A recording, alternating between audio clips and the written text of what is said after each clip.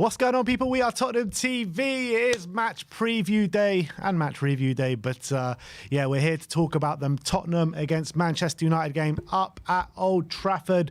Big game. No matter what form United go into this game, it always seems to be a difficult one. I remember, back in the day, back a couple of years ago, we fancied our chances. Cristiano Ronaldo dumping us with a hat-trick. Last year, we fancied our chances, and I think we actually played well last year. Timo Werner's debut, I think it was, with Rigo Bentangle getting on the score sheet. And we had Skip and Højbjerg in the middle, and we came away with a draw. We played quite well that day, though, didn't we? And I thought we maybe deserved more. But, Spurs and Man U going into it in different form. I think both sitting kind of mid-table-ish and probably both going to fancy their chances. Yeah, I think it's a weird one because I think both teams probably have a similar story this season, both on the same points, and also both teams probably feel like they should have more points out of the first three games of the season as well. Underlying stats are looking a lot better for both teams than probably the league table suggests. So both teams will be probably quietly confident going into this game that they can get a win, but also both teams will feel like a loss for either team, and it probably puts either team into the crisis, the losing team into crisis, probably knowing how the fan bases react. Yeah. So it's always a difficult game to go to Old Trafford. It kind of is one of those games where kind of doesn't matter what state United are in, we'll always find it difficult there. Apart from obviously the game we won 6-1. That's the kind of a game like no one was there to actually witness it. Yeah. So it's a hard one to take. But look, we've got an action-packed stream for you guys. We've got an opposition preview, then moving on to a match review, then predicted lineup. And in terms of the opposition preview, we've got a brand new guest to the channel, Alice from Alex Talks Football. Welcome to the channel, Alice. Good to have you. Thanks so much for having me on, and I'm excited to get into the show. Yeah, well, everyone do go and subscribe to our channel, Alice Talks Football. Really great channel, covering many different aspects. I think you've got a couple of channels, don't you? And on that particular channel covering Man U, but you do have a channel that you cover Spurs quite extensively, don't you? Yeah, it's called Aquila Football. It's literally just Alice spelled backwards, and I do Spurs. I do all the big six clubs, but Man United on there, basically. Well, it is good to have you. And coming into this game, Man United with some strange form coming into it, and I was looking at the stats, like you're second for XG created, but obviously you are conceding quite a bit of XG at the moment as well. But tell me what your thoughts are of Man United so far this season. Do you know what? We do look better than last season. Now, I don't think that's hard because we were awful last season. The way I've gone about Man United is last season we're atrocious. Right now we're not bad, but we want to go from not bad to good. And we have moments in games where we're playing some good stuff. First half versus Crystal Palace, we could have been 2-3-0 up. First half versus Brighton, didn't deserve to be 1-0 down. Fought against City in the Community Shield, we were okay, just didn't take our chances. But then we have the Liverpool game, and then the second half versus FC20. And it's I think inconsistency is a big problem. I think we're definitely better than last season. I think we've missed 17 big chances in the league, which is the most already. We are creating stuff. We are improving on the ball. There's still issues off the ball, but we're conceding a lot less shots, so there is improvement there.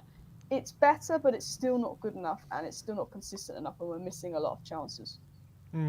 So you're saying you've improved, but obviously Ten Hag's in his third season now, and he's obviously was under a lot of pressure at the back end of last season, nearly lost his job, but Man United couldn't really find anyone better, so they decided to stick with Ten Hag at the back end of last season. So are you seeing what are the major differences you reckon you're seeing compared to last season this season? I think we are better on the ball a little bit this season. I think, we've had players like Eriksen, who's quite good on the ball, takes care of the ball. Amad Diallo's being played over Anthony, which is just what every Man United fan has wanted for a year. It just took Ten Hag about a year to do that. He takes care of the ball well. Xerxes come in, really nice. He's not like a traditional number 9. He's more of a 9.5. That's how he describes himself, but drops deep, links play well.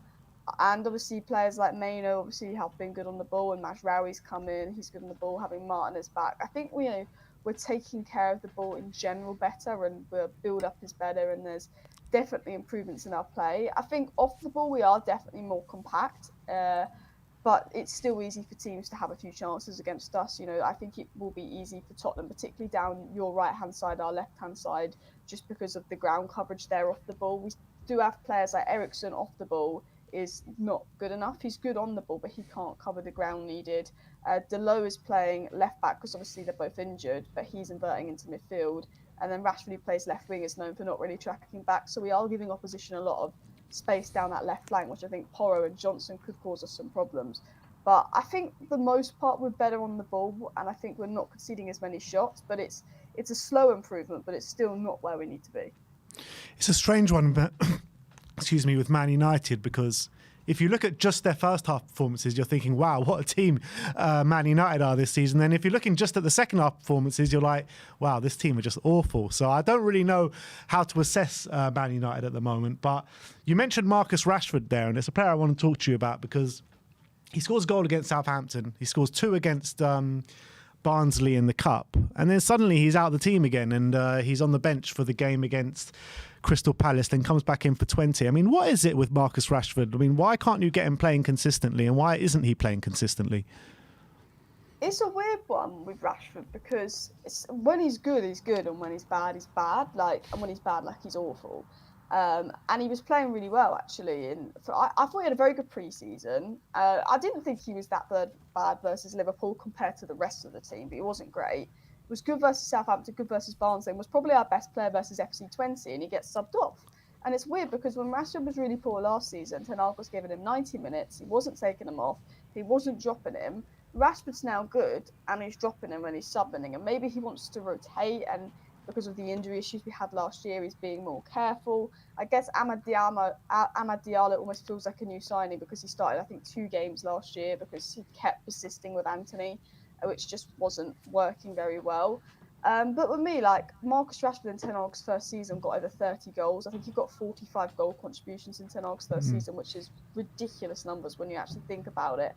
And how I think he contributed to 30 or 40% of our goals that season, or something crazy as well. So there's no doubt we know Marcus Rashford's quality, but he's definitely a confidence player. I will give him one thing, and I don't think Rashford was good enough last year, but he always looks better with Luke Shaw because Luke Shaw provides that overlap, and with Luke Shaw missing a full season and Ten Hag's tactics basically leaving the wingers to make something out of nothing, it didn't help him.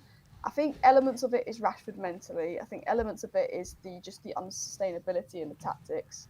I think it's a mixture of many things, but I don't know why he was taking him off when he was playing well, to be honest. Talking about individuals, one individual we know well in the United team is Christian Eriksen. Obviously was at Tottenham for many years and did very well at Spurs. It was probably, I thought, one of the best number 10s or attacking midfielders when he was at Tottenham. Since he's been at Man United, I think, obviously this is his 3rd year at Man United, moved there on a free transfer, and I feel like we haven't seen... He's been good, but I feel like they haven't found the best way to use him, or we haven't seen the best of Eriksen since he's been at Man United. But recently, I think, 3 goals in his last 3 games, is it, or 2 games? And he's Ten Hag is starting to trust him a lot more. Do you feel like you're starting to see the best, or you found the best position for Eriksen at the moment? Yeah, it's an interesting one because I personally think Eriksen would be best in the 10 role, but I think we've got Bruno Fernandes there, who is sort of the captain of the club, so he's not really going to get in there. Obviously, played as a 10 versus Barnsley and was unbelievable. Of course, it was Barnsley. Now, with Eriksen, his first season at United was really good. We had him, Casemiro, and the pivot with Bruno. And I think that midfield three only lost 1 game when they started together or something, when we had Bruno, Eriksen, Casemiro, midfield three together. They did really well. I think that was the season we came 3rd and won the Carabao. And it worked really well. And then I think Ten Hag, when he tried to progress his system a little bit in his 2nd season, it then required more running, and Casemiro and Eriksen don't have the legs off the ball, and they were just required to cover so much space. And I thought last season Eriksen was good in some of the smaller games where we had a lot of possession and we were dominating the games, but games against Manchester City, Liverpool, where there was a lot of off the ball work, I think Eriksen was being hung out to dry, and I think he struggled with that. And then we know his quality, Eriksen. I just think he's one of those guys where if we're playing Liverpool, I wouldn't put him in the starting 11. But if we're playing someone like Leicester, I would. It's one of those kind of players. I do think he's best as a 10, but I understand that that's Bruno's role. And I think, he's got so much quality on the ball, and I think we've looked better with him in the team the last few games. But there's definitely concerns around him off the ball. But I think as a free transfer, it's definitely been a good addition to United, particularly for depth as well. Yeah, and he's really starting to add those goal contributions in the last couple of games as well. I mean, I was a massive fan of Christian Eriksen when he was at Spurs, and it kind of did tail off towards the end, but there's definitely still a quality player in there for sure. I want to talk to you as well about your manager, Ten Hag, because it was quite evident that Man United were looking for another manager towards the back end of last season and throughout the summer. Couldn't find someone apparently better than Ten Hag, so they decided to stick with him. When something like that comes around, and look, you're saying that you're playing better than last season, but it hasn't really translated into consistent results as of yet. So do you feel like Ten Hag is a bit of a dead man walking, and as soon as they do find a better manager, they'll kind of he'll feel the fate of that? Or do you think he still has time to turn it around, and there are signs of him turning it around? I think he's got time, but not a lot of time. I think the reason he obviously didn't go in the summer is because Ineos were not confident about the replacements, or the people that they wanted to replace Ten Hag they couldn't get. It was very obvious they planned to sack him. Something went wrong with Tuchel at the last minute. Obviously, I think Flick went to Barcelona, and then they just were like, De Zerbi, Potter, Southgate, we're going to keep with Eric. He's won the FA Cup. Let's see, because of the environment at United, every manager's failed. Now, I actually do see what Ten Hag is trying to do this season. Now, last season, I was thinking, you know what, like, I'm going to give him a third season and I'm going to judge him in his third season, but I could not see what he was trying to do last season. I can start to see the way that Ten Hag is trying to play, and I can see that we are still a few signings off that, but it definitely needs to translate into results and us picking up more points, and I think his in-game management needs to improve. I don't think he's going in. I think we've got then we've got Porto away, then we've got Villa. That's going to be 3 difficult games. I think if he loses those 3 games, he's still fine. I think the earliest they'd pull the trigger is November international break. I think he's probably got about 10 more games to show something. And if he shows something, I think they wouldn't consider sacking him until at least the end of the season, when they can get the replacement they wanted. Moving on to Sunday then, obviously it's a very big game for both sides. How do you think like the Man United fans are feeling going into this game? Because as you say, you've shown improvement and you've maybe not got the results that you should have. Quite similar to Tottenham this season. So is there like a quiet confidence that United are going to get a good result on Sunday? Is that the expectation, or are people worried that, coming up against the Tottenham side who are, after being in bad form, they now won 3 on the trot, they may be starting to find some form? Yeah, it's always difficult. I think when we played you last season, I think you were the better team in both of those games. I think, did you win one and we drew the other, I think? Yeah, we won at the Lane 2-0 and 2-2 at Old Trafford. Yeah, so I think, Ange did get the better of us last season.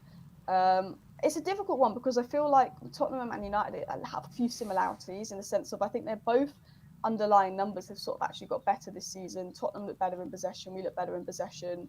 I think, and I said this yesterday, I think, you did enough to beat Leicester, and had maybe Solanke played versus Newcastle, you would have took a point away from there with the amount of the ball you had, but you weren't converting chances. And I felt that United versus Palace and Brighton could have, if they took their chances, could have got a few more points. So I feel like Tottenham and Man United are both on 7 points, but I think had they taken chances, they could have been on more. I think they've both shown a few elements of improvement this season. So I feel like we're weirdly in a similar position where there's inconsistencies, there's errors, but we look better. But it's difficult to predict because we are at home. I know what we can do this season. And I think, there's elements of the season where I've seen us play some good stuff. But I think it's more just the off the ball, the energy. I think Tottenham have a big, an energy about them. Ange plays quite intense football. And I think we do struggle to match the intensity of other teams off the ball. And that's where I do worry Tottenham could get the better of us. But ultimately, I think whoever wins just is the team that takes their chances. From a fan's point of view, like if you're on the pulse of like what fans are thinking, do you reckon there's an air of confidence that they can get the result, or do you reckon there's just a bit of trepidation? I think Man United fans are somewhat confident they'll get the result because I think they like to back themselves. I think obviously FC20 wasn't good. But I think because of Barnsley and Southampton 2 wins, and the Palace first half was a very good performance, and us being at home, and I think we have a decent-ish home record against you, I think there's probably confidence among Man United fans to get the point, especially because with Tottenham, you almost know that we're going to score because you don't really keep clean sheets, but we also know we're probably going to concede. So it's one of those. What is your opinion on Ange and Spurs right now? Because you've seen them for a season last year. Obviously, great start, tailed off second half of the season. In my opinion, I think Spurs have actually started the season quite well in terms of performance level, but obviously results haven't gone our way on a consistent basis. But now that's 3 wins on the bounce with Coventry, Brentford and Qarabağ with 10 men last night. So what is your opinion on Ange, and do you think he is the right man to take Tottenham forward? Yeah, I think Ange should be given a bit more time and leniency. As I was saying earlier, I think Man United and Tottenham both on 7 points, but Man United will feel like they could have had 4 more points, and I think Tottenham will definitely feel like they could have had 4 more points. You probably did enough to get 3 points versus Leicester, and I think if you'd taken your chances, could have got a point versus Newcastle. So, like, I watched your performances and I thought, ooh, you were really good in that first half versus Leicester. You're not 3-0 up. And I've watched a few of your games and I've been like, yeah, Tottenham have looked really good. So yeah, I think Tottenham look better this season. I think your possession numbers are obviously very high.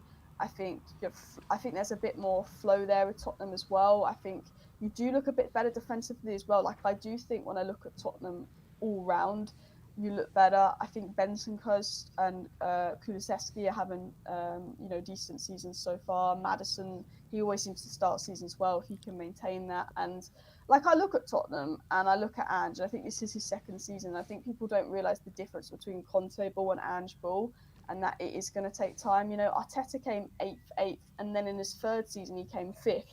But in his 3rd season, the way of football that Arsenal played dramatically changed. So I always say with managers, and that's why I said I wasn't going to judge Ten Hag to his 3rd season, which is now, you should give them 2 full seasons to learn, adapt. And then as they go into their 3rd season, that's when the excuses run out. So unless it gets really bad, I think that Tottenham should back Ange this season, see if there's a couple of players that he just needs in the summer, and judge him in the 3rd season unless it gets bad. Like, I think that Tottenham, it's a long-term project and there's going to be inconsistencies. But I do think you've looked better this season in general, and I think you could have been on more than 7 points. You've just not taken chances. And I think the new signings, I feel Solanke looked good.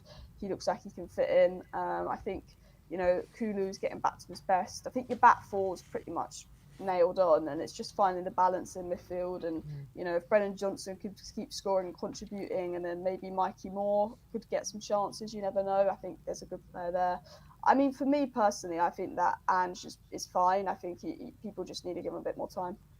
So what, from an outsider's perspective, what do you think Spurs are missing then to really becoming that side that can go challenge right at the very top?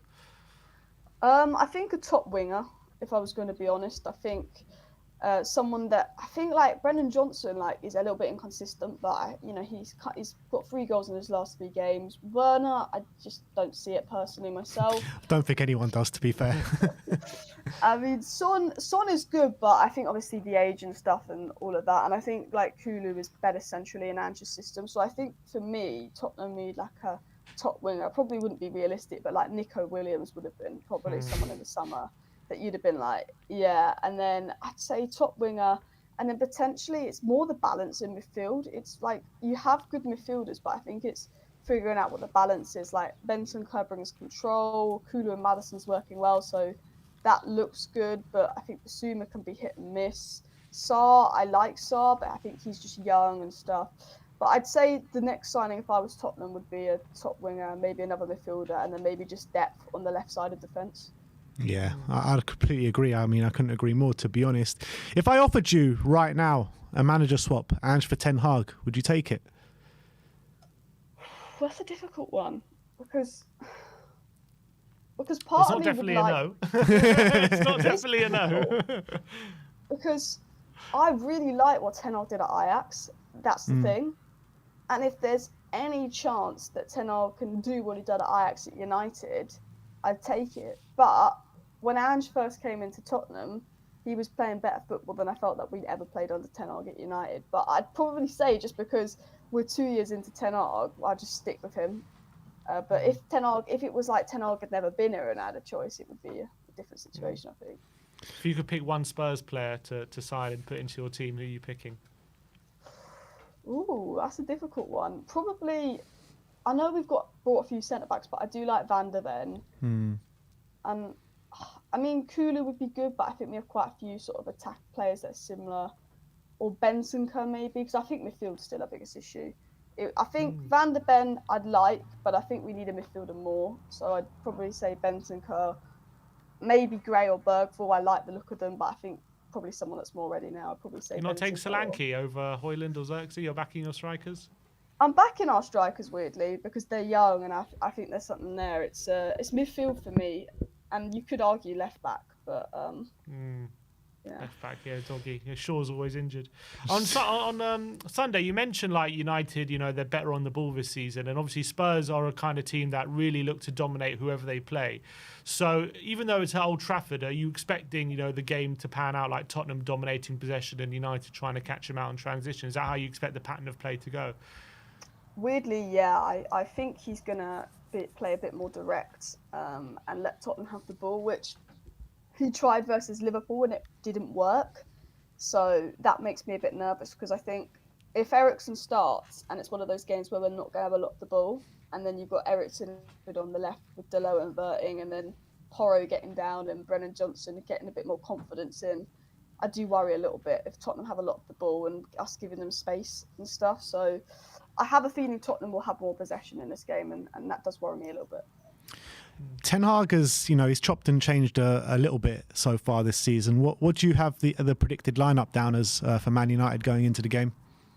Who do you think will start? I think back four's nailed on because, well, we've only got 2 fit fullbacks and Delo and Mazraoui, and then De Ligt and Martinez will probably play. Goalie, obviously, and Nana. Midfield, I'm assuming Bruno will start. I don't think Bruno's had the best start to the season, but you just know that he's someone that will play. Maino, I think, will play as well. And then it'll be interesting because I think he's going to go Eriksen, Maino, Bruno. But I do think maybe a bit more defensive stability in there would be needed, which means you'd have to take one of Maino and Eriksen out. But he's been going with Maino, Eriksen, Bruno a fair bit. And it did work versus Palace, I think, for that first 45.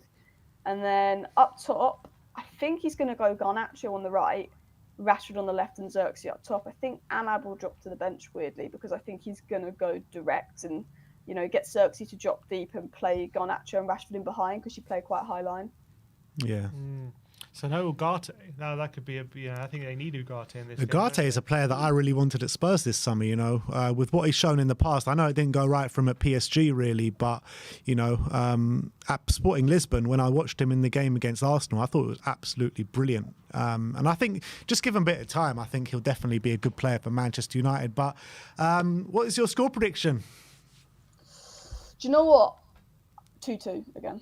I think it's going to have goals. But I think it's going to be quite even where there's a spell where we're probably crap and you're really good. And then there's a spell where we're looking good and you're looking crap and it balances it out. I feel like it's one of those games that's going to be quite 50-50. It's one of those that goes in waves. It happened last season as well. I do feel like that as well. You know what I feel like? I feel like we're just that team that it hasn't been going right in front of goal for Manchester United, but we're just that team that we're going to go up there and it's just going to start to click for Manchester United straight away in the first half and they'll start to get goals against us. But it's always a good game, isn't it, Tottenham against Manchester United? No matter what kind of form the teams are going into it, whether it's home or away, it always brings a few fireworks. So I'm excited for the game. We're going up to Old Trafford on Sunday and I am expecting 3 points for Tottenham, I'm not going to lie, but there always is that thing in the back of my mind when we're playing Man United, that old Sir Alex Ferguson phrase, lads, it's only Tottenham. And it sometimes does come to pass, to be honest, in these games. But Alice, I'd like to thank you so much for coming on today. Really good insight. And if everyone wants to know where to find her, do you want to let people know where they can find you? Yeah, thank you so much for having me on. I really enjoyed this discussion. And yeah, if you want Man United content, it's Alice Talks Football on YouTube. If you want Tottenham and general content, it is Aquila Football on YouTube. Thank you very much. A few people in the comments saying Alice is coys at heart. She's coys at heart. A lot of people thinking you're a Tottenham fan. Oh, I back Tottenham over Arsenal. That's it. That's all we need. That's all we need. She gets it. I don't think nobody likes Arsenal, let's be honest. Who likes Arsenal? But yeah, thanks for coming on, Alice, and hopefully we'll see you soon. Thank you. Nice one. All right, great. That was good. Some really good insight there. Really good insight. She's really great, Alice. Do go over to subscribe to her channel. She has a great channel. I've been following her for a few months now. She did put some really good content. She talks about Spurs a lot, and she's quite very insightful about Spurs as well. So really do go check Alice out.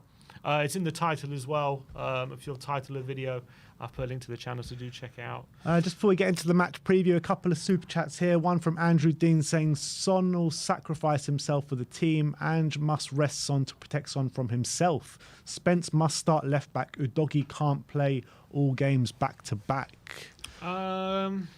I think you're better off starting Udogie and then maybe bringing Spence on if you're getting tired than starting Spence, I would say. Udogie looks like he's getting back to full fitness at the moment, so I don't want to overdo it though, do you? No, but he looks okay, and then you can. Well, I was going to say you can rest him for the. I guess you can rest him for the French Varos game. You can play Van de Ven, Romero, and Davis, but it means playing Romero and Van de Ven. That means Van de Ven's playing every game. Yeah. Well, they're professionals. They can play 2 games a week. Come on. And another super chat from Andrew Ding saying, guys, content idea, Ben and Sim versus Alice and Mark Goldbridge. Bring it on. What, a fight? Boxing? Is that what we're doing? I don't know what he means. I'm sure he means a football debate, but yeah, up for the boxing match as well if you fancy it.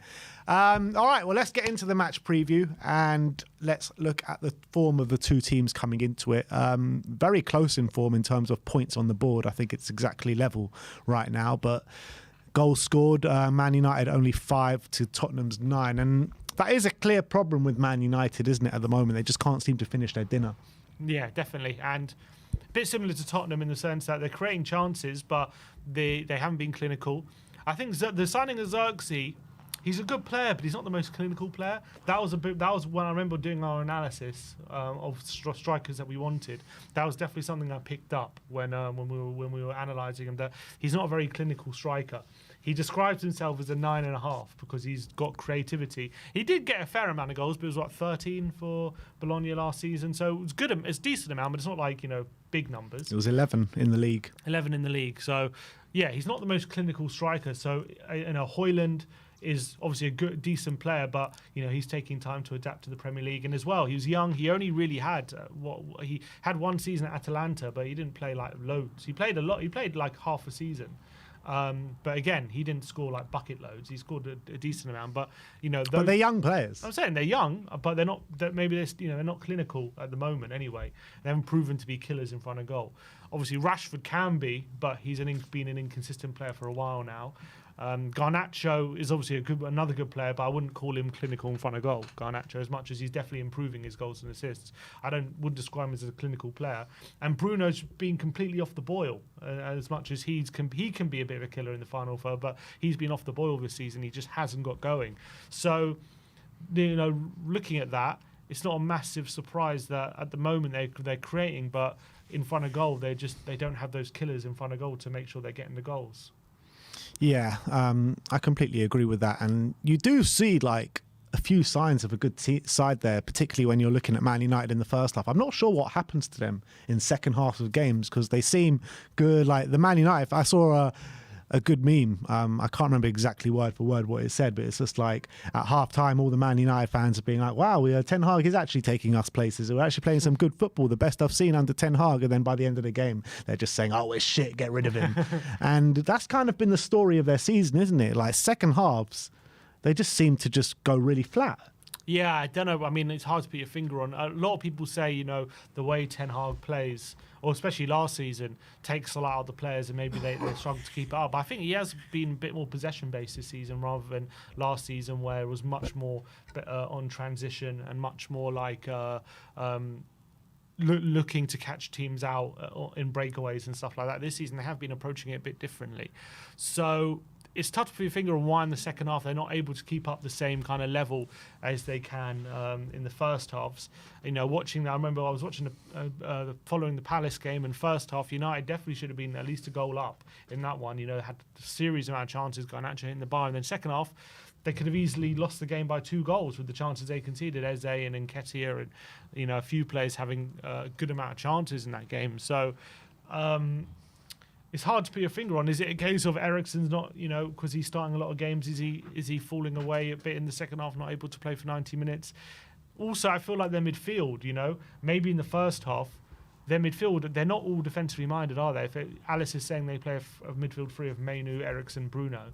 And you think about it, like, maybe in first halves they're putting in their extra effort to make sure they got the defensive covered, but in the second half, once that intensity drops a bit, all of a sudden they're very open because they're not defensive-minded players, and maybe that's a part of why in second halves it drops off a bit. And that could really, play into our hands this weekend with the intensity that Spurs play with. Both teams had European games in midweek. Obviously, Man U played on the Wednesday, we played on the Thursday. However, when you're looking at the teams, the two sides, I think there would actually be more starters that Man U started in the game than Spurs started in the game. I know we went down to 10 men and it was a much more taxing game. But, I mean, we looked into it before and it was like only 4 will probably keep their places from the game. Vicario, Doggy, and the front 3. And Van der Ven. And Van der Ven as well. 4 won't keep their places, maybe. 4 won't. Sorry, I meant won't, yeah. Yeah, so look, you're going to have the likes of Maddison, Porro coming in, who should be fresh. Romero didn't play as well. But the whole midfield. Should be fresh. So that can make a big difference. Midfield's a big part of the game. That's where the energy is, and that's where games can be won and lost and dominated. So obviously last year we went to Old Trafford with Højbjerg and Skip as a midfield 3, and we still were able to dominate possession even with that kind of midfield 3. But this season it's going to be a different. Obviously, no, we didn't have Solanke as well last year, so it'll be very, very different. Obviously, we're going to go there knowing that we're going to try and win the game, and we don't go for draws. We're going to go for it, and we're going to try and assert ourselves as Man United. And I think it could be. It could look at either way. I think both teams will look at the opposition, thinking the way they play suits us. And I think both teams will be looking at that, thinking they could take advantage of each other's weaknesses. And it's going to come down to the quality on the day. Who's got more quality to exploit the weakness of the opposition?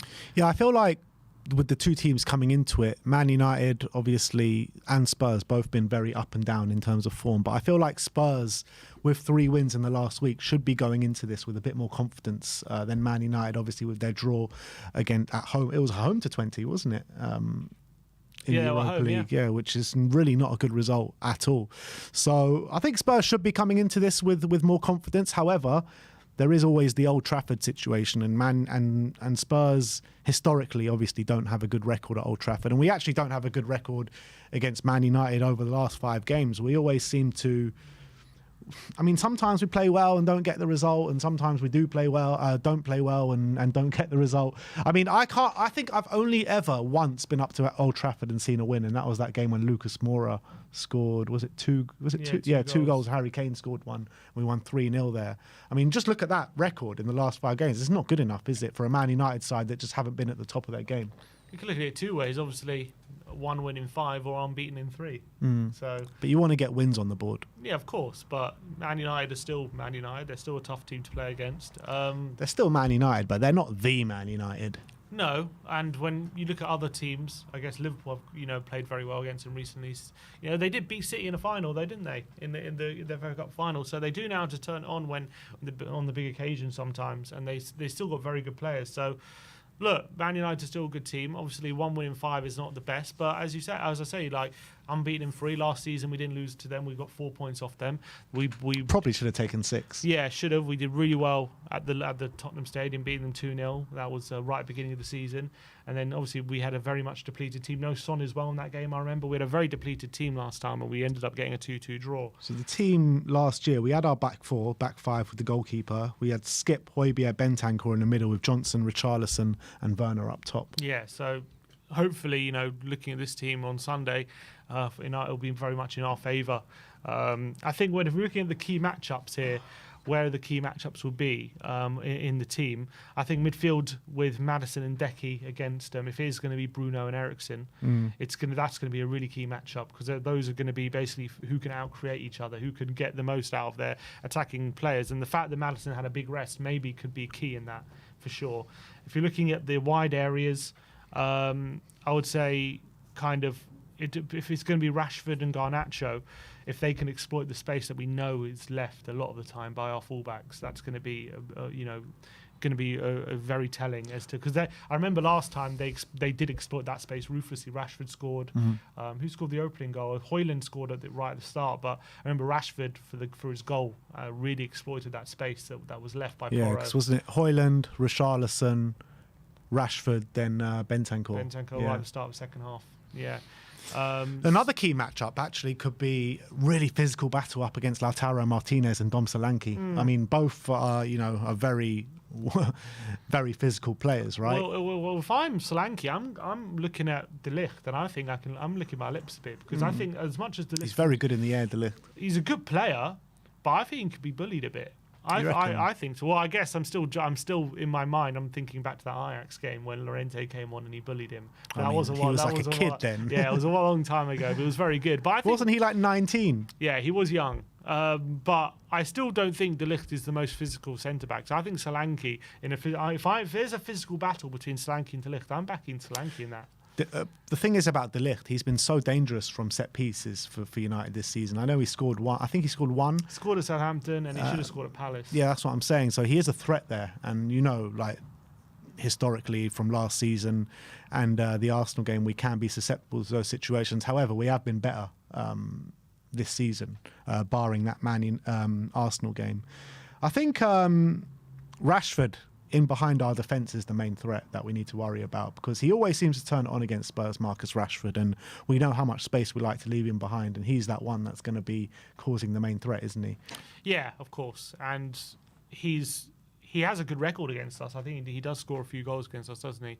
And he's the perfect type of player to exploit that space that we leave him behind. And he's obviously, when you get to those positions, a lot of the time he's a bit of a ruthless finisher. He can find those corners. He's very good at slotting it home into the far post, usually across the keeper. So definitely he's one I'm worried about. Obviously, he's one of those players where if you deny him space, a bit similar to Son, he can be a bit ineffective.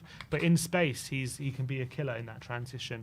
And so Porro's gonna look. Luckily, Porro's had a fresh week. He didn't have to play. So hopefully, he'll be fresh going into this game and he'll be able to handle Rashford. And Rashford's also gonna have to track him back. Otherwise, he risks Porro getting too much influence in the final third. I was looking at some stats. Porro is in the top, I think, 3 for passes received into the final third. That goes to show how often he's in the final third, and not only just how often he gets there, how often he's actually getting in possession, having an influence. So if Rashford, Alice mentioned she doesn't think Rashford's very good at tracking back, and if he just leaves Porro, free, he can have a big say in this game, as much as Rashford can hurt him as well. Fresh Pedro Porro as well. Yeah, didn't play a minute on Thursday night. So, I definitely agree with that. And if you're looking, you mentioned, Solanke up against Ligt and Martinez. If I'm looking at our centre backs up against their striker compared to our striker up against their centre backs, I think I'm backing up. In a physical challenge, yeah. I am just worried about their speedy wingers kind of getting in behind our centre backs, but we do have Mickey van der Ven, who's got the recovery pace of Superman. Yeah, but I'm saying Romero and van der Ven up against Højlund or Xerxes or Højlund. I'm more confident about that matchup. I am worried about Sonny coming into this game, because obviously he's been talking about being overplayed and playing too much football. He went down injured yesterday, holding his hamstrings. Ange has been speaking about it, talking about how he does have an injury, but he could be okay. What do we do with Sonny? What do we do? Do we play him? Do we play him regardless? I mean, obviously not regardless if he's injured, but he does have a slight niggle. It's clear to see. So he could do with the rest. Yeah, Ange said he's he felt a bit fatigued in his hamstring, and we have to wait and see kind of if it's an injury or if it's fatigue. So on that basis, I guess we'll have to. They'll assess. You don't want to play him tomorrow. through fatigue or injury. We'll have to see how he recovers tomorrow. You've got another day's rest tomorrow, and you have to see if he gets over or not. Maybe it's a case of you just have him on the bench, and if we need him, you can bring him on for 20 minutes or so and try and win us the game if we need him, or even if we're winning, seal the game on a counter or something like that. Maybe that's the way to go. It's going to be on. Obviously, if Sonny feels like he can play, he's going to make himself available. The type of character he is. So, but the thing is with Sonny, he'll put himself through that pain barrier, and maybe he won't be too truthful as well sometimes about if he does have an injury. He'll want to, he's the captain. He feels that responsibility. You see it happen for Korea. He has a slight niggle or a bit of an injury, and he'll want to carry on. So I kind of feel like we should take Sonny out the firing line this weekend, just for his own health. Yeah, I mean, in the perfect world, if he's fit to play, I'd play him here and rest him against Ferencvaros. Obviously, we played him against Karabag. How much of a smart idea that was, who knows? I mean, Andrew was asked in his press conference, how sustainable is it keep playing Son like this. He did say it is unsustainable, and he's probably played more than he would have liked. So that is an indication that Ange probably feels like we are overplaying Son at the moment, as much as Son, will make himself available and will play whenever he feels like he can play. So it didn't look good at the end of Thursday. He clutched his hamstring a couple of times before being taken off. So if there's any risk that he could aggravate an injury or whatever, I wouldn't play him for sure. I'd take him out the firing line. But we've got another day, and we'll see if it's fatigue, then maybe he can recover in time. But if it's an injury, obviously he's got to be taken out. So how do you think the game's going to go, and what's your score prediction? I think we are going to assert ourselves. I think we are better at controlling games than Man United right now. Yeah. That's my opinion. I think Man United are definitely improving on the ball and creating more chances, and that doesn't bode well for, how open at times we can be. But if I look at how we play compared to them, I think we definitely control games. Well, we definitely concede less chances than United. You could argue maybe the chances we concede are better quality than Man United's, but I think we definitely concede less chances than United. I think our defence, our control of games is better. So I do anticipate Tottenham dominating the ball. And I don't think this Man United side, we saw against Liverpool, they allowed Liverpool to dominate and Liverpool were just carving them open. So I think if they allow us to do the same, especially if they're going to go for Eriksen and Bruno in the middle and Mainu, they might suffer. I'm not saying we're going to win 3-0, but they might suffer a similar fate in terms of just allowing us a bit too much control and allowing us to create chances. Luckily for us, going into this game, our forward players are going to be high on confidence. Johnson's 3-3, Solanke's 2-2. So if they allow us control with our forward line in confidence, and with a fresh Maddison, Decky only played 45 minutes as well, they could be they could come unstuck, and it could be worrying for them. Obviously, they have their transitional threats, and if they do have periods where they dominate the ball and are forcing us back, they got the players to hurt us with Bruno, and you've got some good forward players. So I don't think we'll keep a clean sheet, but I'm going to back us. The problem with this game is the fact that we have played with 10 men. So if we're not winning, with 20 minutes to go, are we going to be puffing a bit? That's what I'm worried about. But if we can come out fast and blitz them in the first half, this might be a game we could manage and win the game. So I'm going to back us to do that. I'm going to say it's not going to be an easy game by any stretch. It's going to be really tough. But I'm going to say we're going to dominate. We are going to create more chances than them, and with our 4 players in confidence, we're going to win the game 2-1. Yeah, I'm going 2-1 as well. That's what I said in the Predict the Prem. And I do feel like, looking at Man United's team, looking at our team, and looking at how we've both kind of started the season, they do create a lot of chances. They do have the second highest XG out of any team in the Premier League this season. So they are a danger. There's no question about it. But I just feel, looking at the two sides, I feel like we can physically dominate them, particularly for the first hour of the game, let's say. We have been quite physically dominant against everyone that we've played so far this season. We're pressing high up the pitch. We're winning the ball back consistently. It's just about making the most out of it and putting away the chances and creating better chances. So I think we have been doing that over the last couple of games, albeit 2 of them are against an Azerbaijan side in Karabag, and Coventry were just terrible. But Brentford, I think, was the clear sign of, against a Premier League side, how dominant and how physical and how high on the chance creation we can be. So I'm confident we can go up to Old Trafford and do that. But am I confident that we can shut them out the other end? And am I confident that Man United are going to keep missing these gilt-edged chances that they keep creating for themselves? So I kind of feel like we need to ride that wave for the first half and just be tight at the back and catch them out on the in the transitions, and also press high up the pitch and catch them out in that sense. But I feel like if we are going into the game drawing at half time, I do think we can take the game in the second half. So I'm confident going into it, and I'm never really confident going up to Old Trafford. So I don't know if that's a good thing or a bad thing, but let's take this game. Let's go up to Old Trafford with the confidence of the last 3 games. Whenever we're too confident in a game like this, it doesn't pan out. Yeah, I'm confident, but I'm not too confident. I'm not too confident. If the football gods are listening, he's not too confident. I'm only a little bit confident. But look, we're going up to Old Trafford on Sunday. You've got Barry and Barnaby in the studio with you for the watch-along. and we'll be grabbing all the content from inside Old Trafford. So stay tuned, guys, because it's a game that always brings up fireworks, and I think it's going to be a bit of a crazy one with many goals scored on the day. So yeah, let us know your score predictions in the comment section below. We got a couple of super chats. One from KPV, who's been a member for 30 months, says, "Thank you for the birthday messages last Saturday, lads. Much appreciated. Now it's time to win on Super Sunday at Old Trafford. Come on, you Spurs. I'm going for 3-2 to Spurs." Come on. You know, I wouldn't bet against that scoreline, to be honest. 3-2 sounds about right. Faz Radfar says, "We had 3 left-footed defenders on the pitch." We did. Van de Ven, Yesterday. Udogie and Ben Davis. Yeah, that's true. Probably the first time that's ever happened. Yeah, I can't remember the last time because we haven't. I think we didn't have a left footer for ages. When under Conte, we used to play Longley, Davis, and Sessegnon. Or when's the last time we had 3 right footers on the pitch? Look, it's time to get another guest on the show to preview the game, and he goes by the name of Brian Daigle. Oh, Brian, there you go. What's going on, Brian? Simeone, ole. How are you doing, Brian? I'm good. Ben, when you start singing to me, I'll get a song for you. But when Simeon sings, I have to sing back. Brian Daigle, ole. There's only one Ben Daniel. Only one Ben Daniel. That's the lazy Spurs fans, man. Every time they can't think of a song for a Spurs fan, there's only one Brennan Johnson. Yeah, I had to think so. First of all, just a few things. KPV, 30 months. Good on ya. I will be celebrating 47 next week. You got a long way to go, brother.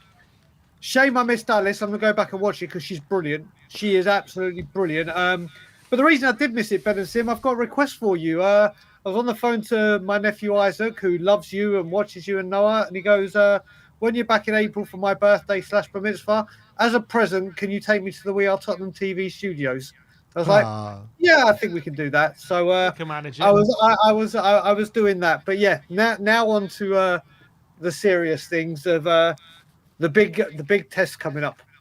Yeah, and it is a big test, obviously, after a taxing game in Europe, playing with 10 men. I think I counted about 5 probably players that won't start. So I guess that's a positive in our favour as well. Man United coming into it with a 1-1 draw at home to 20, which, they won't be too high in confidence about. But judging the 2 teams coming into it, do you think Spurs have the edge in terms of a confidence level, or do you think, it doesn't really matter, going to Old Trafford is always going to be a very, very difficult game? Well, confidence, we're on the back of 3 wins.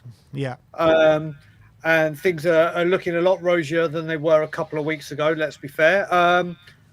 I'm actually super duper confident about this one, and I think their defence... That's not a good sign, Brian. It is.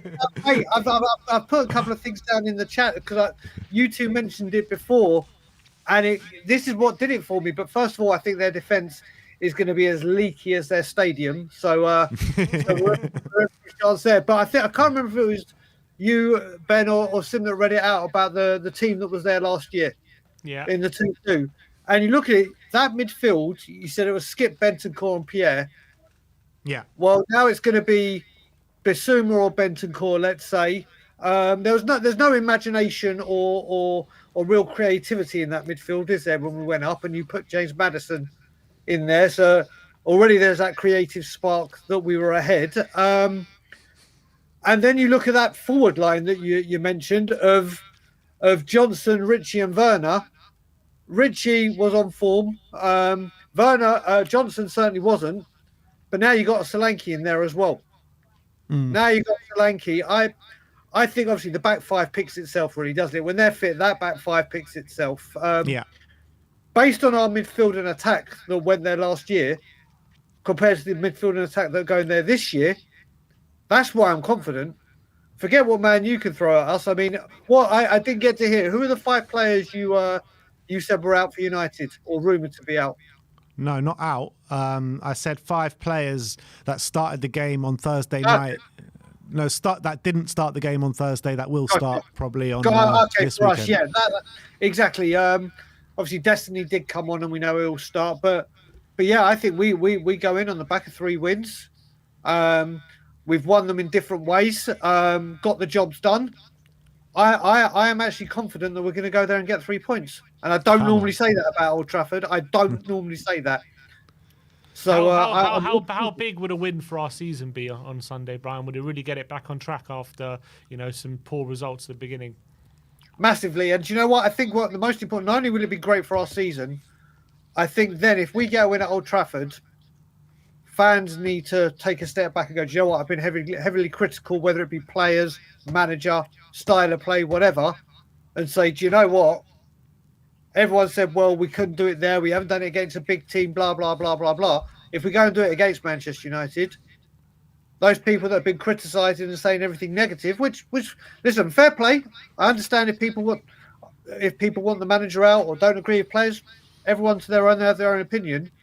But if we go ahead and we do well, then you've got to come out and say, do you know what? We haven't won at the big teams away or even at home. Well, we have now. If the players put in a good performance or that tactically Ange gets it right, go, do you know what? Ange got it absolutely spot on the money. Not, oh, well, we were so wide open, we let in so many chances. Okay, we did, but we won. We were letting in chances in those first 10 games, but we were just getting it done. So if we get a win tomorrow, I hope people have a brand new aspect on going forward where we're going. What do we do with the Sonny situation? Obviously, goes down injured. He spoke before the game about playing too many games and stuff like that. And just spoke in his press conference about him potentially playing too many games as well. Would you like to take him out the firing line a bit this weekend, or is this game a bit too big for that? Well, first of all, do you know what? Last time we didn't know if he was going to be fit. If people remember, he turned up fit and we battered them 6-1 during COVID. When we thought he weren't going to play. We're at the point now where obviously he's a few years later, he's a few years older. I've said it on your show, I've said it. We overplay and undervalue players a lot. And when I say undervalue, I don't mean financially. I mean if they're fit, they play. If they're fit, they play. If they're fit, they play. And I think we've been running undervalue the health is what you're talking about, the health aspect. Correct. And I think we've done that with Sonny. I mean, if we'd had Odegaard fit, that'd have been perfect, wouldn't it? Is what he's been playing it for Burnley. It's a real tough call for United. If he is fit, I think you do play him, and maybe you rest him. Who's the next game? It's the Hungary game, isn't it? Fenerbahce or whatever. So that would be the game. If it's one or the other, I would say play him. But if he's not ready, I'd rather we don't risk him and then he aggravates it and is out for longer, rather than just try and get him for this game. So it's a real tough one. I think I heard you mentioning that Ange said he's trading today, or he said he wants to. He wants to, yeah. He wants to train tomorrow, I think he said. Exactly. I mean, I don't know what their travel arrangements are. If they go up tonight, if they train up there tomorrow, or they go up tomorrow after training. We've got to be careful because we cannot. He's one player we cannot risk to aggravate, like Mickey van der Ven. If he's got a hamstring or if he's got, do not aggravate that injury. Do not risk it for one game, because there's more games that will be more important. So if Sonny is not feeling 100%, do not play him or start. I kind of feel like we should take him out of the firing line, because I know Sonny and I know that he'll just want to get on that pitch and play, no matter what kind of kind of levels he's at in terms of his fitness. So I think we should rest him, potentially keep him on the bench for this game and use him if we need him in the latter stages of the game. Rest him completely for the game out in Hungary, and then hopefully have him completely back fit for that double header against Brighton and West Ham, because those are going to be two especially hard games as well. Correct. They're two West massive Ham not games, after aren't the they? international break. Is it? Yeah, sorry, it is. Yeah. Okay, so even on international, if I don't know if Career will obviously send him out whether he's fit or not, just because that's what he does, and they'll have his medical team look at. So there's a hell of a lot of things to go into Sonny and his fitness now. The travel, and obviously we know the distances he has to cover because for playing for South Korea. So you've got to monitor Sonny. We've got to monitor all of our players, but Sonny is a player, not just our captain, but he is our best player, isn't he? Let's face it, he is our best player. There's no denying it. I couldn't believe that stat that came out this week saying, or after the Brentford game saying, he's created the most chances in the Premier League. And I hadn't seen that. It was been deceived. So we know how vital he can be. He's having to change his game in this system. And if it's missing for one game and know he's going to be fit for a lot more, rather than risking him and then running the risk that we could lose him for a while, not a chance. Do not risk it. How big is it for you? Brennan and Solanke in good form at the moment, but the naysayers always say it's only Qarabag and it's only Brentford and all this thing. So how important is it for you that they really show what they're all about on Sunday, doing it against a bigger team? I think. Listen, Solanke. Let's start with Johnson. Johnson has now scored 3 games. Like Ariane said yesterday, 3 different competitions. I'll keep going back to that Coventry one, and people can say, yeah, it's only Coventry. That could have been penalties. That was through 1-on-1. If he had missed it, God knows what it would have done for his confidence. And to win the game at the death from a shocking game. The Brentford goal he took brilliantly. Yesterday he looked, that was a confident finish, wasn't it? That was a first time side foot finish. I mean, if that had been a few weeks ago, would have even done that. People say, let's see him do it against United. He doesn't score against the smaller teams. Well, let's hope he can do it. And I actually think he will. I actually think Johnson will score. You know what those guys will say if Brennan scores against United? They'll just be like, "Oh, it's the worst United team we've ever seen." Correct. I mean, this is the thing. It's like literally, this is the part now. Obviously, like I said, I've changed my tactics. I'm not going so bang and gutting in. I'm trying to see the positives when there are positives and not just focusing on the negatives. He's now. We've just won 3 games. Yes, they weren't the greatest of victories. Yes, they weren't the biggest of teams. But it's 3 victories. If we've had 3 draws, 3 defeats, or a mixed combination, a win, a draw, then there's things to talk. We're winning these games. Yeah, we've won the games. We've gone through to a round of a cup and taken 2 sets of 3 points in 2 different competitions. Johnson is now scoring. Solanke has started scoring, and as we were talking yesterday, Solanke's movement and press and energy is like something we haven't seen, and it's really having an impact on the team. And now is Son and Johnson playing together, and I still think, and I said it yesterday, and I keep saying it, whether it's been a Johnson thing or Anne just changed something to say, right, Brennan Johnson, you're better with the space and the counter attack, and that's how we're going to get you. There's certainly been a tweak there. There's certainly something that's clicked, and it deserves credit from Brennan Johnson. Deserves a hell of a lot of credit for the abuse he's taken and everything, how that can affect, and now scoring. Angie's making tweaks. Yes, we're still open. Yes, we're still a work in progress. Yes, there's issues that need to be solved.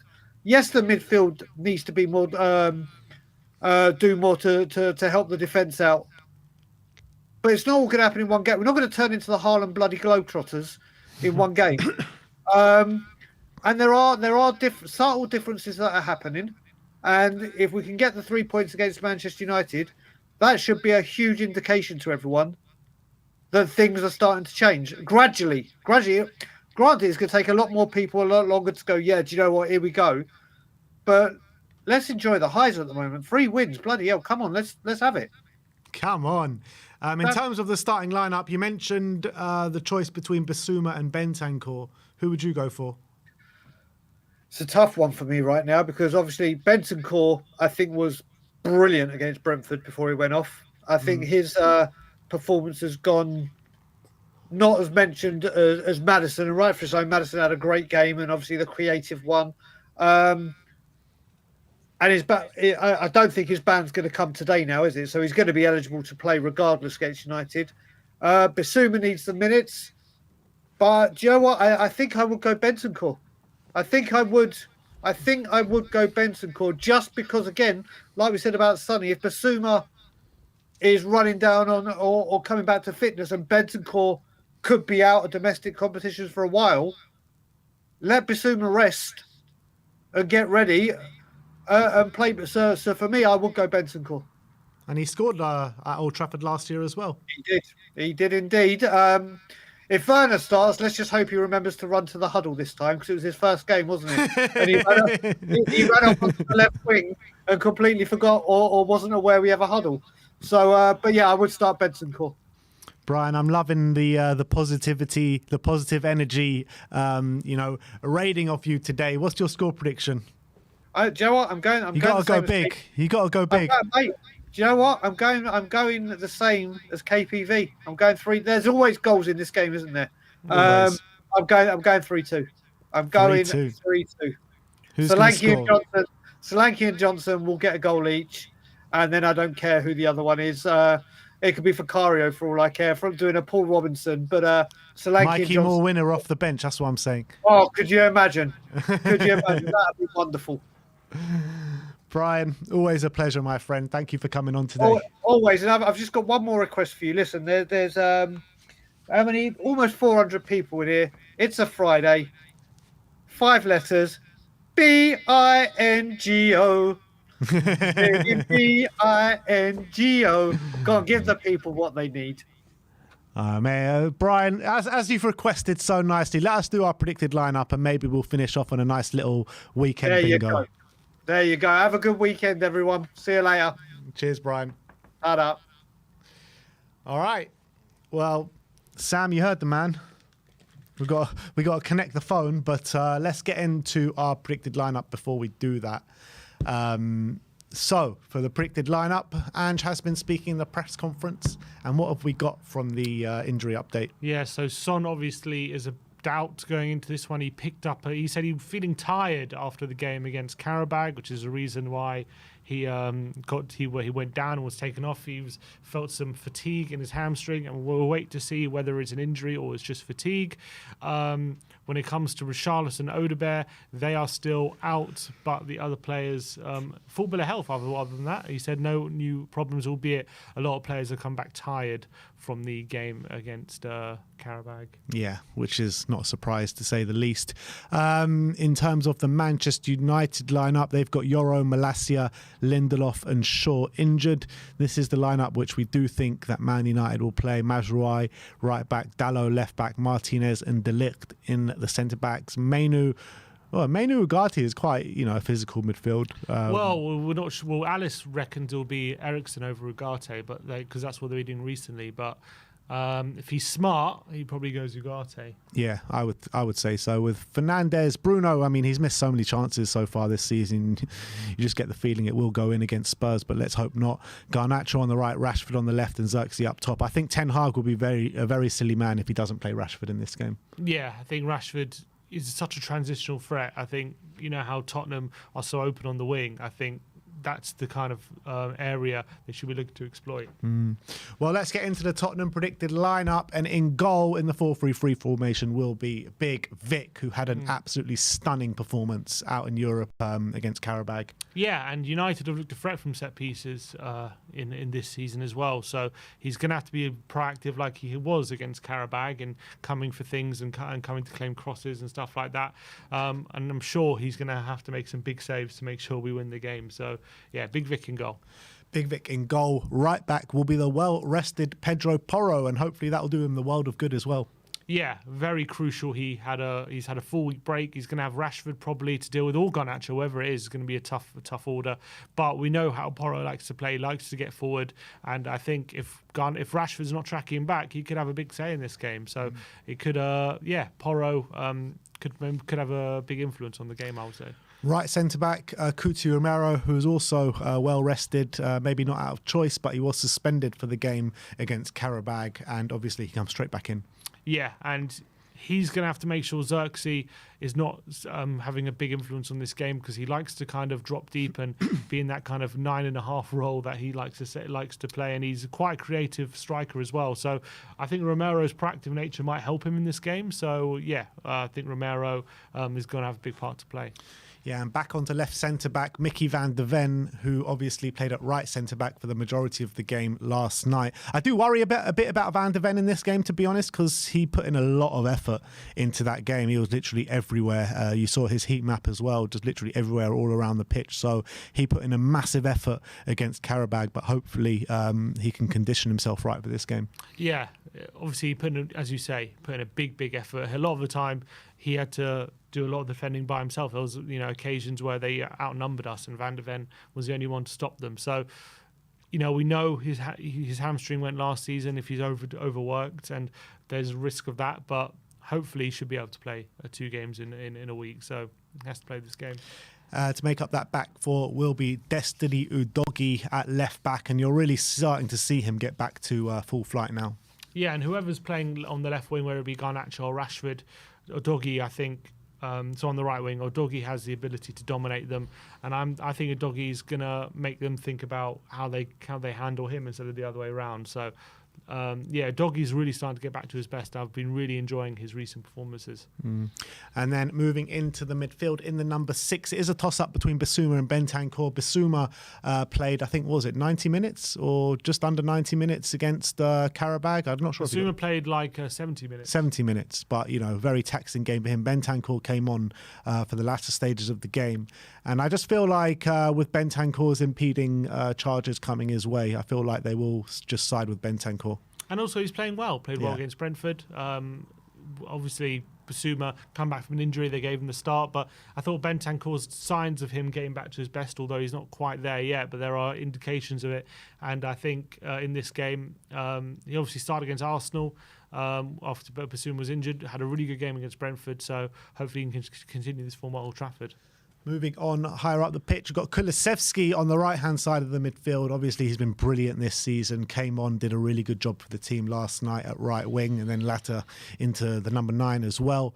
But with his sheer physical presence in the middle of the park, he'll be such a key cog for us. Yeah, and his quality as well, because we know he's got the capabilities of getting on the ball and forcing Man United back and getting close to the penalty area.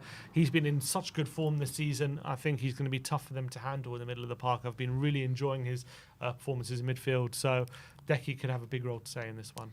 And then to make up that middle 3 will be James Maddison on the left-hand side of the midfield. Obviously didn't play a minute in Europe on Thursday night, which will stand him in good stead. And that was on the back of probably his best performance in a Spurs shirt. So let's hope he can keep up that form. And we saw how much the rest helped him against Brentford as well, having a bit of a rest against Coventry. So I think Maddison playing and having another week's rest, hopefully he comes really fresh. We know a fresh Maddison is a fantastic player, and I think he's going to have a big part to say, especially if they do play Eriksen and Bruno. I think Maddison might be licking his lips. So in the midfield 3 of Bentancur, Kulusevski and James Maddison. On the right-hand side of the attack will be the informed Brennan Johnson. Only played 45 minutes last night, so that's definitely a big positive for Brennan. 3 goals in his last 3 games. Definitely a man playing with confidence and on form. Yeah, probably up against Mazraoui on the right, playing at left back, I would assume. Or was it Dalot? One of the two. Both of them can play either, so I'm not sure who's going to come up against. But both of them are quite good defensive left backs. So I think Johnson is going to be one of his tougher tests, and he's going to have to, you know, be really confident and really run at them like he has been past 3 games. But he's been, as you say, 3-3. The finishes have been getting better and better as well. So Johnson hopefully can make a big impact in this one. Another man on form who's going to start in the number 9 is Big Dom Solanke. And I feel like the Spurs fans are quite quickly falling in love with this guy, with the work rate that he puts on for the team, the way he drops deep, he knits the play together, hold up play when he's up there as well, and starting to get goals now. 2 goals in his last 2 games are really 2 good poachers finishes. So let's hope he can add to that this weekend. Yeah, I think if I remember rightly, he did score at Old Trafford last year when they won. I think they won 3-0 at Old Trafford, and I think he scored. Or was it 1-0? Anyway, but he's obviously going to have a big role to play here. If Tottenham are going to dominate the ball like we want them to, I think up against De Ligt and Martinez, I think in a physical battle, he'll back himself to be able to hold the ball. And also, when they're playing out from the back, his pressing nature is going to be massive in this one. So I think he's going to be a very important player in this game. And then to make up that final 11 on the left-hand side of the attack, we are siding with our captain, Son Heung-min. I personally would probably like to... I mean, I wouldn't like to see it because I want to see Son play every game, but just because of what he's gone through and what he's spoken about in terms of the press about him speaking a bit, playing a bit too much, and Ange also alluding to him playing a bit too much, I think it's probably right of us just to take him out the firing line. But we are siding with him because I think if he fits, he starts. Yeah, and I think it's a very important game, and he is feeling a bit of fatigue at the moment. It seems like Sonny had to work very, very hard on Thursday night, so let's hope he's not feeling the full effects of that coming Sunday. but we are backing him just to make it and then hopefully get to break in midweek against Ferencváros. So we're going for Son to start. Let's go through that predicted lineup with you guys one more time. It's Big Vic in goal, Porro right back, Doggy left back, Romero and Van der Ven in the centre back positions, Bentancur, Kulusevski and Madison in the middle three, with Johnson and Sonny supporting Big Dom Solanke. In our predictions, we've both gone for 2-1 to Spurs. So let's go up to Old Trafford with a bit of confidence and let's take the 3 points back to London. Very much looking forward to the game. So that is our predicted lineup. Now, to finish off the stream, we're going to play one round of Tottenham bingo. Let's get into it. There is the QR code on screen, as you can see. Playfootball.games. The code is JVD3M. So let's get some games going on and let's see if anyone can bloody beat Sim this game. Talk about predictions. I forgot. I got my prediction spot on against Karabakh. I said 3-0. You said 3-0, yeah? I did say 3-0. Shame it's not. Shame it's not the Prem. It is a shame. Why isn't it? Where's the? Oh, there it is.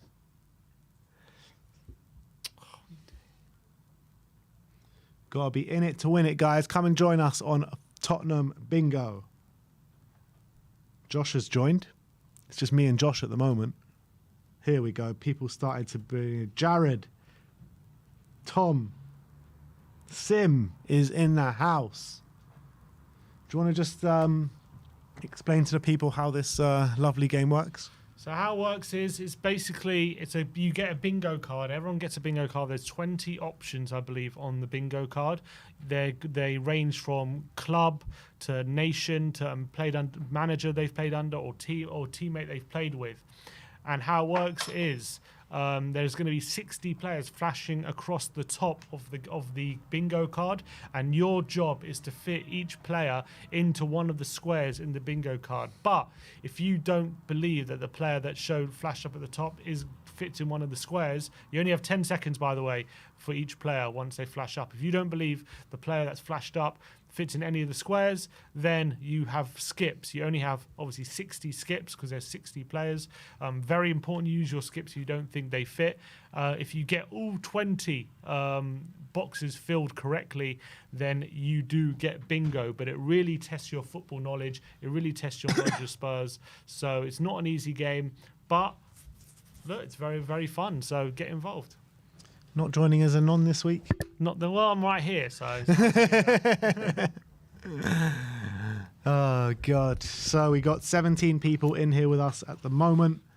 Doesn't look like we're going to hit the heights of I think we got, what was it, over 100 last night on the watch long, just when the game was delayed. And in the cup draw as well, we got about over 100 in here with us as well. So keep joining people. 19 people in with us. Guess we'll give it a few minutes, let people join, and if not, then we'll go ahead with it. I'll give it till 37 past us. How about that? 2 more minutes. Big Ange is in. Do you reckon it is Big Ange? I reckon it is. He loves watching a bit of YouTube and Twitter. Absolutely, for sure. Reckon's under the radar.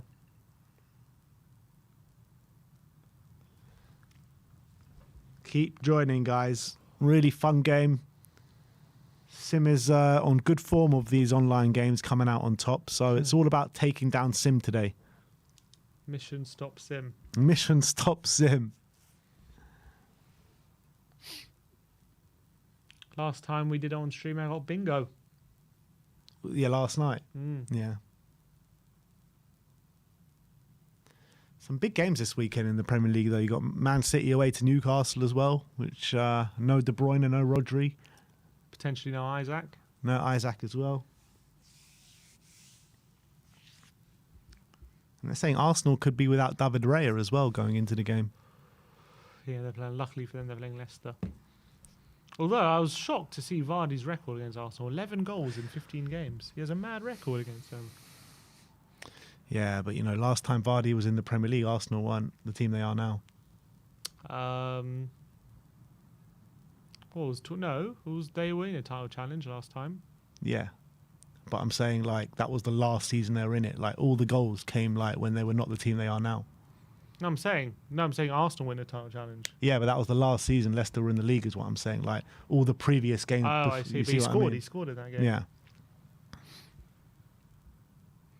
Let's hope he could do the business again this weekend. It'll be lovely if Leicester can take some points off Arsenal. If Vardy can score and Leicester take points, that'd be sweet. He nearly joined Arsenal, didn't he, Jamie Vardy? He did. rejected them to stay at Leicester. All right. Let's get going. 37 on the clock. We're going to press go. 1, 2, 3, 4, 5. Let's do this.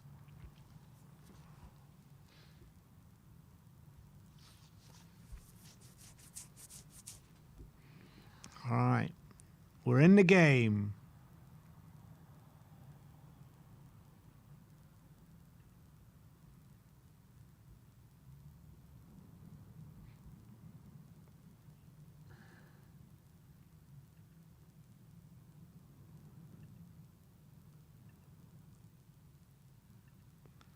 Gaza.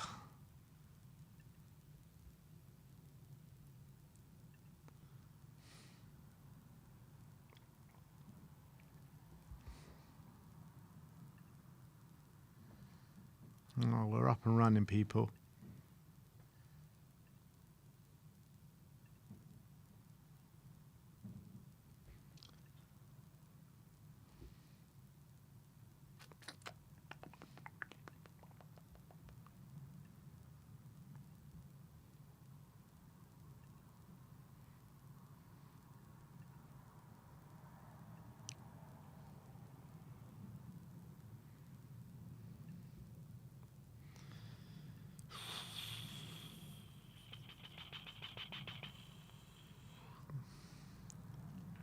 Just got about Steve Malbronk can't be a teammate of Steve Malbronk, I'm guessing.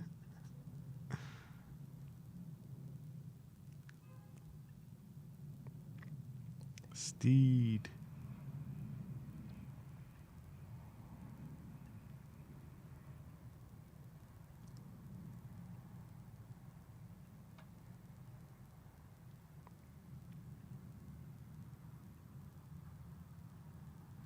Got 3 left. Palace, Villa and Wales. I got Palace, Villa and Leicester.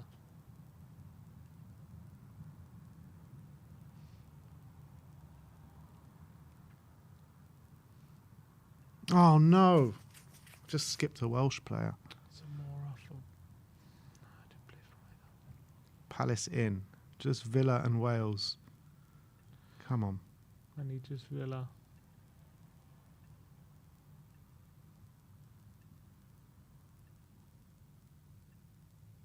It's not looking good. Can we have Villa? Why no? Ah, No. Yes, got Villa. bingo! I need Wales. And I skipped a bloody Welsh player. Nah. No. 1 player left. Shit. Bingo! So annoying. Come on! I bloody skipped on Ben Thatcher. Is that the only one you got wrong? Yep. So frustrating. Come on, boys. We've got bingo.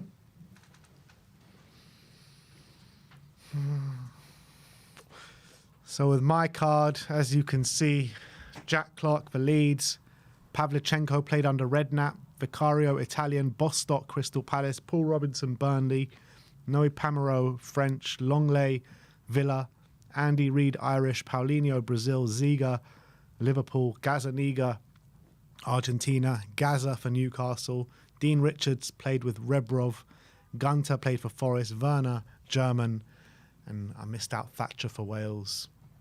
I've got Bostock for Palace, Andy Reid Irish, Gunter for Forest, Konchesky for Leicester, Hoddle for Chelsea, Longley for Villa, Danjuma for Bournemouth, Barnby played under Ardiles, Stalteri for Fulham, Gaza played for Everton, Jack Clark for Leeds, Gazaniga for Argentina, Vicario Italian, Ziga for German, Pamero French, and Paul Robinson played with Steve Malbronk.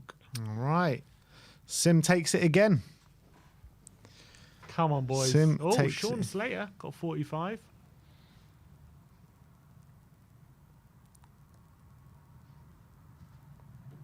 That's it. I think everyone's played. We had 17 people. So that's it. That brings an end to the match preview stream for Manchester United. We'll see you all on game day, people. Me and Sim up at Old Trafford. Come and join Barnaby and Barry in here for the watch along. But thank you everyone for joining us today. Like, subscribe and comment. And as always, come on you Spurs.